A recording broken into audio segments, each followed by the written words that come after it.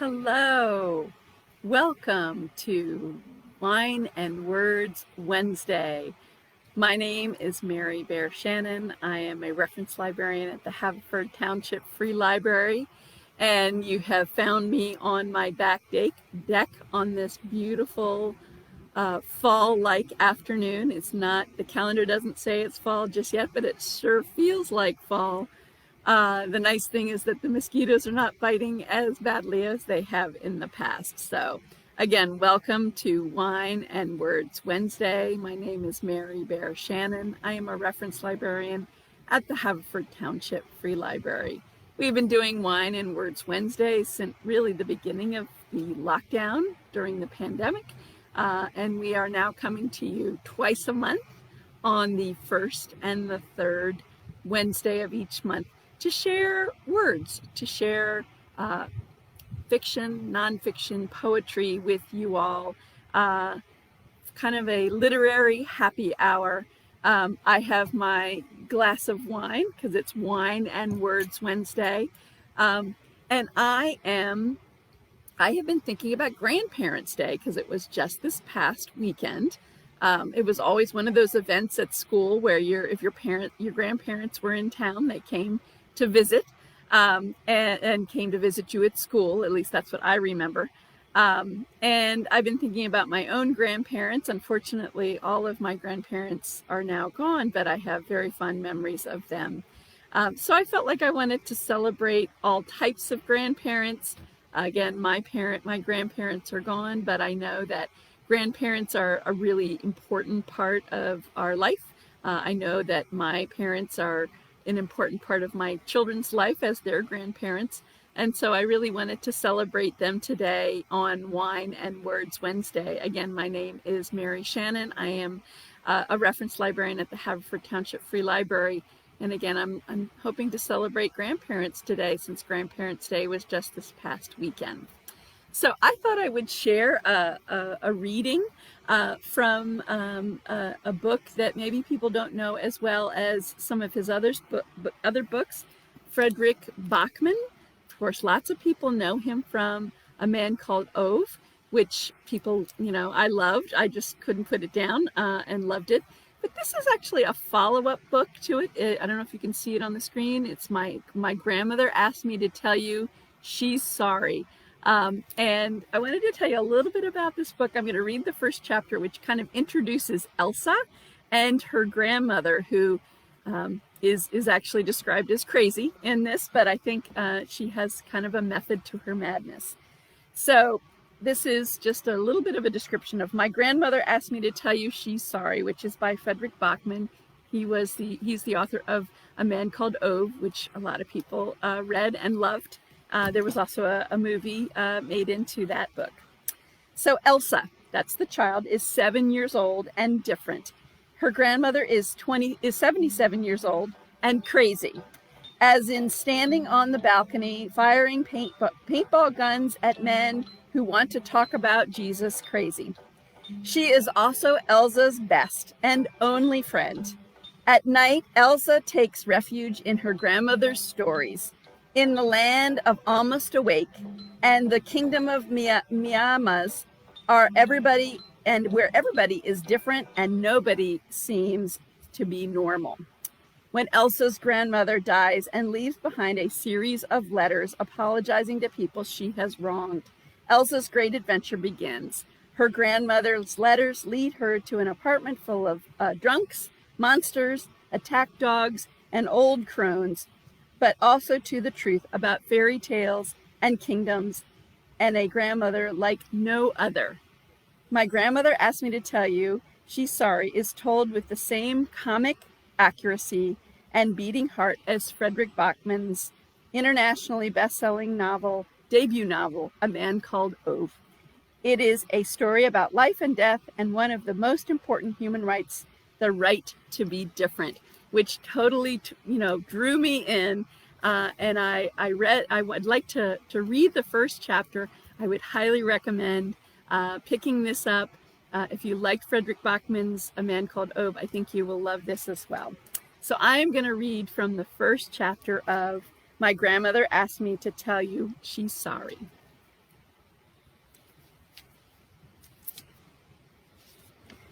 Chapter 1, entitled Tobacco. Every 7-year-old deserves a superhero. That's just how it is. Anyone who doesn't agree needs to have their head examined. That's what Elsa's granny says, at least. Elsa is 7, going on 8. She knows she isn't especially good at being 7. She knows she's different. Her headmaster says she needs to, quote, fall into line in order to achieve, quote, a better fit and her peers. Other adults describe her as very grown up for her age. Elsa knows this is just another way of saying massively annoying for her age. Because they only tend to say this when she corrects them for mispronouncing déjà vu, or not being able to tell the difference between me and I at the end of a sentence, smartasses usually can't, hence the growing up for her age comment. Generally said with a strained smile at her parents. As if she has a mental impairment, as if Elsa has shown them up by not being totally thick just because she's 7. And that's why she doesn't have any friends except Granny. Because all of the other 7-year-olds in her school are as idiotic as 7-year-olds tend to be. But Elsa is different. She couldn't take any notice of what those Muppets think, says Granny. She shouldn't take any notice of what those Muppets thinks, her granny says. Because all the best people are different. Look at the superheroes. After all, if superpowers were normal, everyone would have them. Granny is 77 years old, going on 78. She's not very good at it either. You can't tell she's old because her face looks like a newspaper stuffed into wet shoes, but no one ever accuses Granny of being grown up for her age. Perky, people sometimes say to Elsa's mom, looking either fairly worried or fairly angry as Mom sighs and asks how much she owes for the damages. Or when Granny's smoking at the hospital sets off the fire alarm and she starts ranting and raving about everything has to be so bloody politically correct these days. When the security guards makes her extinguish her cigarette. Or that time when she made a snowman in Britt Marie and Kent's gold garden right under their balcony and dressed it up in grown-up clothes so it looked as if a person had fallen from the roof. Or that time those prim men wearing spectacles started ringing all the doorbells and wanted to talk about God and Jesus and heaven, and Granny stood on her balcony with her dressing gown flapping open, shooting them with her paintball gun, and Britt Marie couldn't quite decide if she was most annoyed about the paintball gun thing or the not wearing anything under the dressing gown thing. But she reported both to the police just to be on the safe side. Those are the times, Elsa supposed, that people find Granny perky for her age. They also say that Granny is mad, but in actual fact, she's a genius. It's just that she's a bit of a crackpot at the same time. She used to be a doctor, and she won prizes, and journalists wrote articles about her when she went to the most terrible places in the world, when everyone else was getting out. She saved lives and fought evil everywhere on Earth, as superheroes do. But one day, someone decided she was too old to save lives, even if Elsa quite strongly suspects that they really meant by too old and too crazy. Granny refers to this person as society and says it's only because everything has to be so bloody politically correct nowadays that she's no longer allowed to make incisions in people. And that is really mainly about society getting so bleeding fussy about the smoking ban in the operating theaters, and who could work under those sorts of conditions. So now, She's mainly at home, driving Britt Marie and Mum around the bend. Britt Marie is Granny's neighbor. Mum is Elsa's mum. And really, Britt Marie is also Elsa's mom's neighbor because Elsa's mom lives next door to Elsa's granny. And Elsa obviously also lives next door to Granny because Elsa lives with her mom. Except every other weekend when she lives with Dad and Lizette. And of course, George is also Granny's neighbor because he lives with Mum. It's a bit all over the place. But anyway, to get back to the point, life-saving and driving people nuts are Granny's superpowers, which perhaps makes her a bit of a dysfunctional superhero. Elsa knows this because she looked up dysfunctional on Wikipedia. People of Granny's age describe Wikipedia as an encyclopedia, but on the net. Encyclopedias are what Elsa describes as Wikipedia, but analog.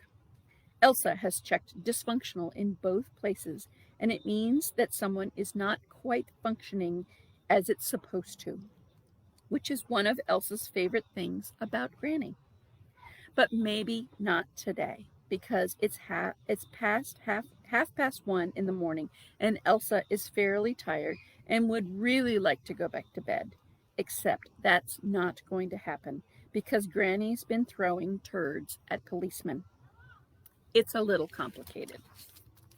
Elsa looks around a little rectangular room and yawns listlessly and so widely that she looks like she's trying to swallow her own head. I did tell you not to climb the fence, she mutters, checking her watch. Granny doesn't answer. Elsa takes off her Gryffindor scarf and puts it in her lap. She was born on Boxing Day 7 years ago, almost 8, the same day German scientists recorded the strongest ever emission of gamma radiation from the magnetar over the Earth. Admittedly, Elsa doesn't know what magnetar is, but it's some kind of neutron star, and it sounds like Megatron, which is the name of the evil one in Transformers, which is what simpletons who don't read enough quality literature call a children's program. In actual fact, the Transformers are robots, but if you look at it academically, they could also be counted as superheroes. Elsa is very keen on both Transformers and neutron stars, and she imagines that an emission of gamma radiation would look a bit like the time Granny spilled Fanta on Elsa's iPhone and tried to dry it out with the toaster. And Granny says it makes Elsa special to have been born on a day like that. And being special is the best way of being different. Granny is busy distributing small heaps of tobacco all over the wooden table in front of her and rolling them into rustling cigarette papers. I said, I told you not to climb the fence. Granny makes a snorting sound, and searches the pockets of her much too large overcoat for a lighter. She doesn't seem to be taking any of this very seriously, mainly because she never seems to be taking anything seriously, except when she wants to smoke and can't find a lighter. It was a tiny little fence, for God's sake, she says breezily. It's nothing to get worked up about. Don't you, for God's sake, me. You're the one who threw shit at the police. Stop fussing. You sound like your mother. Do you have a lighter? I'm 7. How long are you going to use that as an excuse? Until I'm not 7 anymore? Granny mumbles something that sounds like, no crime to ask, is it? And continues rifling through her pockets. I don't think that you can smoke in here, actually, Elsa informs her, sounding calmer now and fingering the long rip in the Gryffindor scarf. Of course you can smoke. We'll just open the window. Elsa looks skeptically at the windows. I don't think they're the sort of windows that open. Why not? They've got bars on them. Granny glares with dissatisfaction at the windows, and then at Elsa. So now you can't even smoke at the police station. Jesus, it's just like being in 1984. Elsa yawns again. Can I borrow your phone? What for? To check something. Where? Online. You invest too much time on that internet stuff. You mean spend. I beg your pardon. What I mean is you don't use invest in that way. You wouldn't go around saying, I've invested 2 hours in reading Harry Potter and the Sorcerer's Stone, would you? Granny just rolls her eyes and hands her the phone. Did you ever hear about the girl who blew up because she did too much thinking? The police, who shuffles into the room, looks very, very tired. I want to call my lawyer, Granny demands at once. I want to call my mom, Elsa demands at once. In that case, I want to call my lawyer first, Granny insists. The policeman sits down opposite them and fidgets with the little pile of papers. Your mother is on her way, says to Elsa with a sigh. Granny makes the sort of dramatic gasp that only Granny knows how to do. Why did you call her? Are you mad? She protests, as if the policeman just told her she was going to leave Elsa in the forest to be raised by a pack of wolves. She'll be bloody livid. We have to call the child's legal guardian, the policeman explains calmly. I am also the child's legal guardian. I am the child's grandmother. Granny fumes, rising slightly out of her chair and shaking her unlit cigarette menacingly. It's 1:30 in the morning. Someone has to take care of the child. Yes, me. I'm taking care of the child, she splutters. The policeman makes a fairly strained attempt to gesture amicably across the interrogation room. And how do you feel it's going so far? Granny looks slightly offended. Well, everything was just going fine until you started chasing me. You broke into a zoo. It was a tiny little fence. There's no such thing as a tiny burglary. Granny shrugs and makes a brushing movement over the table, as if she thinks they've stretched out this long enough. The policeman notices the cigarette and eyes it dubiously. Oh, come on. I can smoke in here, can I? He shakes his head sternly. Granny leads forward, looks him deep in the eyes, and smiles. Can't you make an exception? Not even for little old me. Elsa gives Granny a little shove in the side and switches to their secret language, because Granny and Elsa have a secret language, as all grannies must have with their grandchildren, because by law that's a requirement, says Granny, or at least it should be. Drop it, Granny. It's like illegal to flirt with policemen. Says who? Well, the police, for starters, Elsa replies. The police are supposed to be there for the sake of citizens, Granny hisses. I pay my taxes, you know. The policeman looks at them as you would when a 7-year-old and a 77-year-old start arguing in a secret language in the police station in the middle of the night. Then Granny's eyelashes tremble alluringly at him as she once again points pleadingly at her cigarette. But when she shakes his head, Granny leans back in the chair and exclaims in normal language, I mean this political correctness. It's worse than apartheid for smokers in the bloody country nowadays. How do you spell that? Asks Elsa. What? Granny sighs, as you do when precisely the whole world is against you, even though you pay taxes. That apartheid thing, said Elsa. Appartheid, Granny spells. Elsa immediately Googles it on Granny's phone. It takes her a few attempts. Granny's always been a terrible speller. Meanwhile, the policeman explains that they've decided to let them go, but Granny will be called in at a later date to explain the burglary and other aggravations. What aggravations? Driving illegally to begin with. What do you mean illegally? That's my car. I don't need permission to drive my own car, do I? No, replies the policeman patiently, but you need a driver's license. Granny throws out her arms in exasperation. She's just launched into another rant about this being a Big Brother society when Elsa whacks the phone sharply against the table. It's got nothing to do with that apartheid thing. You compared not being able to smoke with apartheid, and it's not the same thing. It's not even close.